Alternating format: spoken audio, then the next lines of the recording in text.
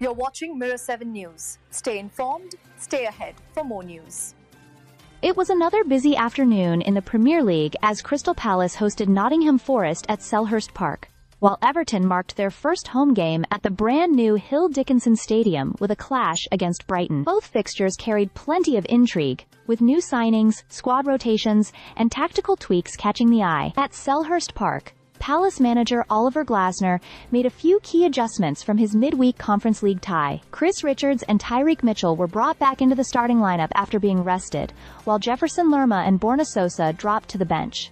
The bigger talking point, though, was the continued trust placed in young midfielder Justin Devaney. Having stepped in for Eberechi Eze in midweek, the £4.5 million youngster was once again handed a start, showing how much faith is being placed in him already. Nottingham Forest, meanwhile, arrived unchanged from their win against Brentford. That meant Steve Cooper's side kept faith with a settled 11, though new arrivals like Douglas Luiz, James McAtee, Omari Hutchinson, and Arnaud Kalimuendo were all waiting in the wings on the bench. Up front, Chris Wood once again led the line, supported by Morgan Gibbs-White and Callum Hudson-Odoi.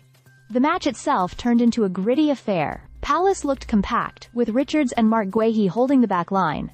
But Forest's pace in transition caused problems, particularly through Hudson-Odoi's direct running. Chances came and went for both sides, yet neither managed to find the cutting edge. In the end, the points were shared in what felt like a fair result, though Palace fans may feel their side just lacked a spark in the final third. Over on Merseyside, Everton made headlines not just for playing their first league game at the Hill Dickinson Stadium, but also for their bold starting selections. Jack Grealish, making his highly anticipated debut, was named in the 11 alongside young forward Thierry Berry. That move left Summer, signing Carlos Alcaraz and striker Beto, watching from the bench. Brighton, on the other hand, rang the changes too, with Danny Welbeck recalled to the starting lineup in place of Jorginho Rutter, who was not even included in the matchday squad. Roberto De Zerbi's side otherwise looked familiar, with Mitoma and Minte providing width, and Lewis Dunk marshalling the defense.